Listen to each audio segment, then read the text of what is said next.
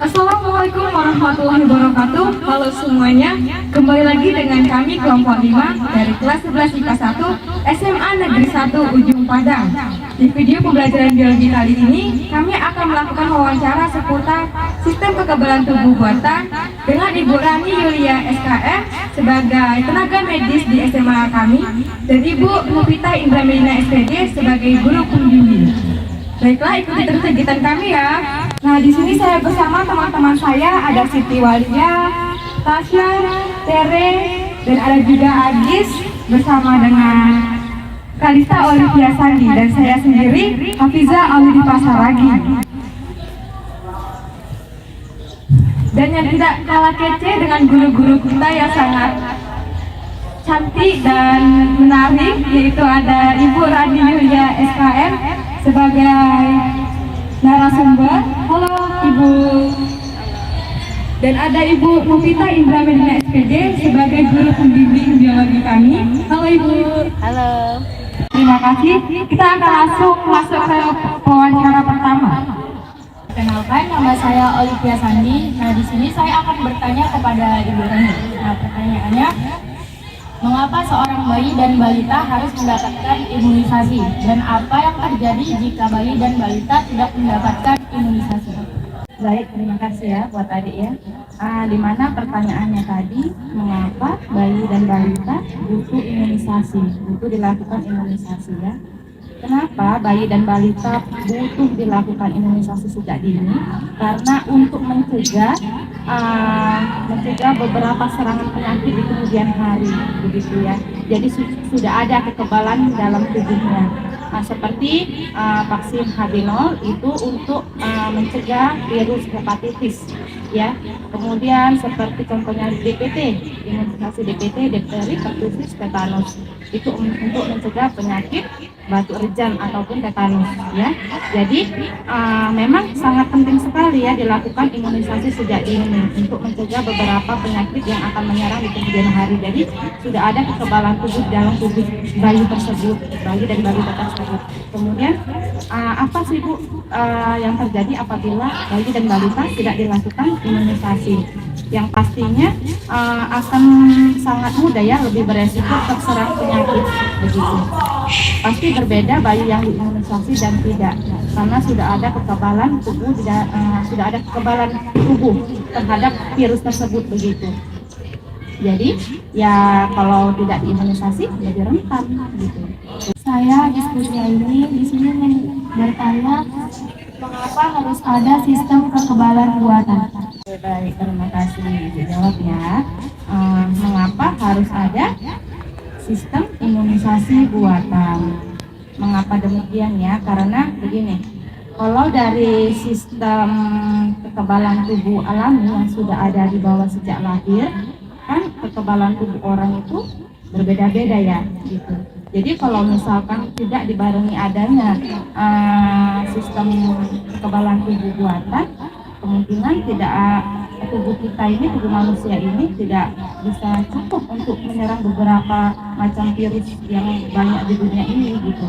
Jadi itulah kenapa Menteri Kesehatan mencanangkan beberapa vaksin yang memang dibuat oleh ahlinya, begitu, dan sudah diuji secara klinis untuk mendeteksi, untuk melindungi diri bayi dan balita sejak dini dari beberapa penyakit. Karena memang sebelum dilakukan ataupun dibuat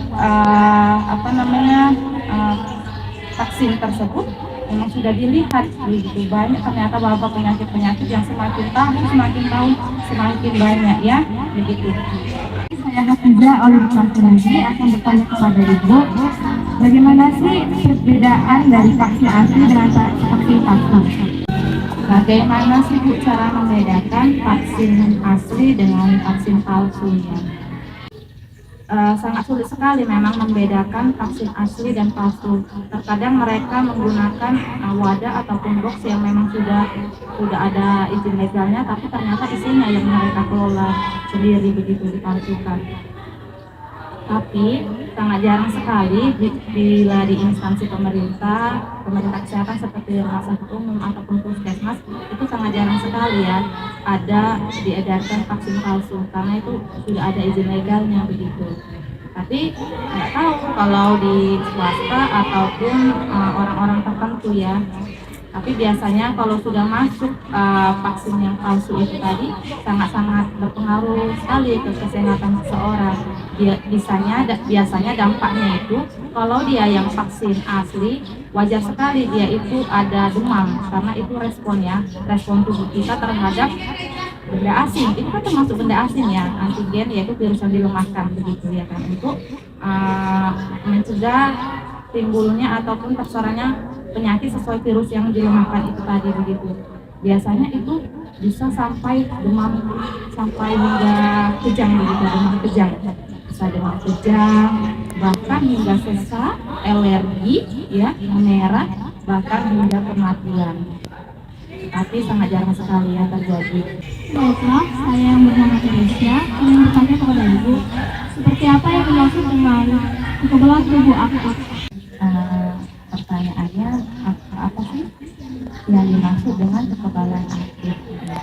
Kalau tadi ada kekebalan buatan ya kan, kalau kekebalan buatan itu memang memasukkan suatu virus yang dilemahkan yang fungsinya itu menjadi kekebalan daya tahan tubuh. Jadi memang dibuat secara uji klinisnya dimasukkan ke dalam tubuh. Itulah yang sengaja dibuat ya untuk menciptakan kekebalan tubuh terhadap suatu penyakit, melindungi diri dari serangan penyakit atau antigen.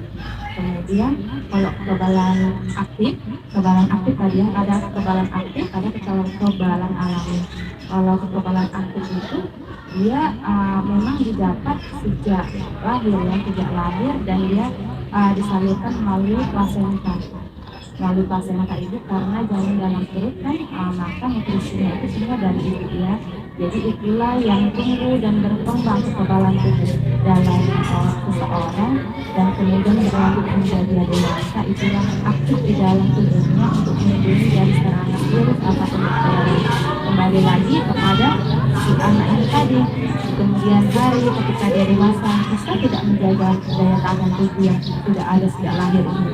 Dengan apa? Daya hidupnya tadi, bagaimana makannya, pola hidupnya, ya kan, apakah perokok atau tidak. Baiklah, saya Tasya Priyanesa lagi ingin bertanya kepada Ibu. Pertanyaannya, di Indonesia sekarang kan Bu banyak yang beredar menggunakan vaksin palsu. Nah, bagaimana sih Bu cara kita untuk mengetahui seseorang yang terkena vaksin palsu? Dari Tasya ini sangat bersinggung dengan pertanyaan si adik ini tadi, di mana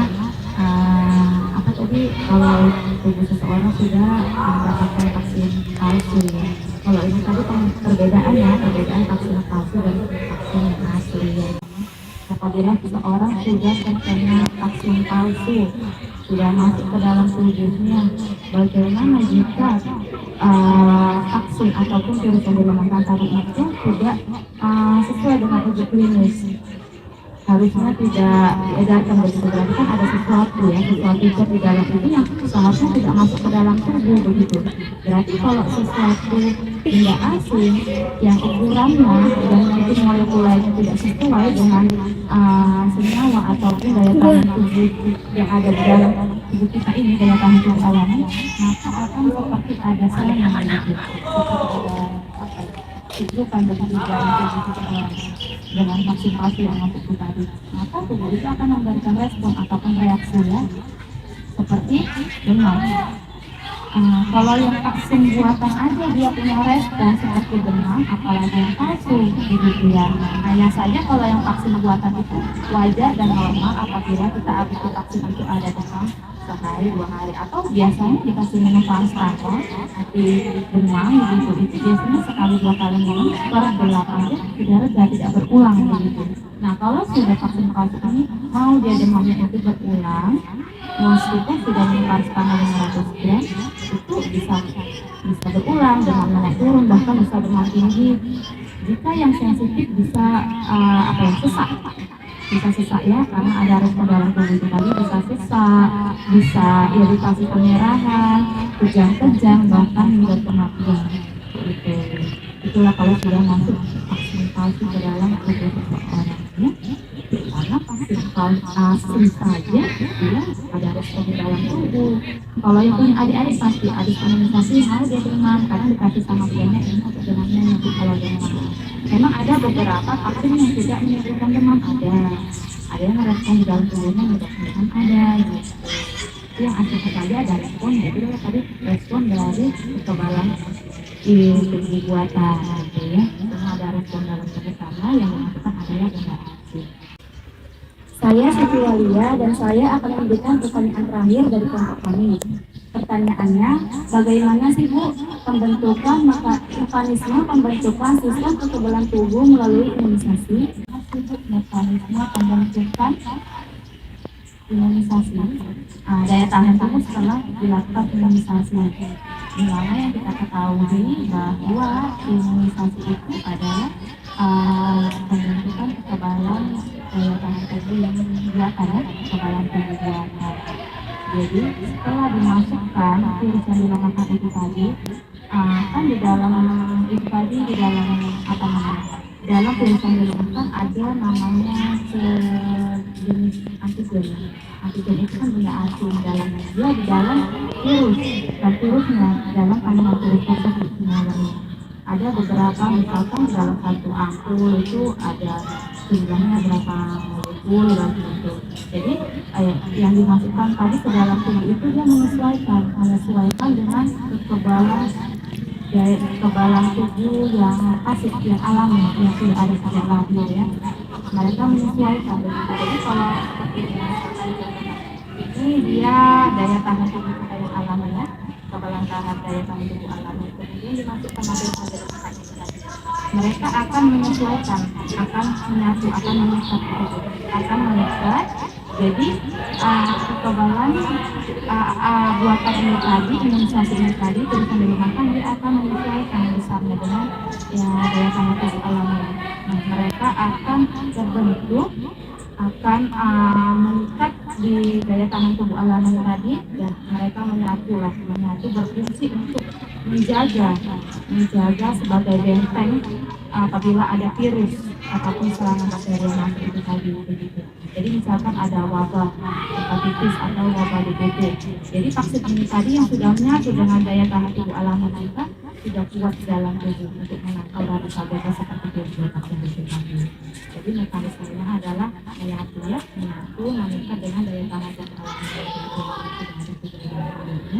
Ibu itulah yang bisa ibu jabarkan, ibu teruskan, semuanya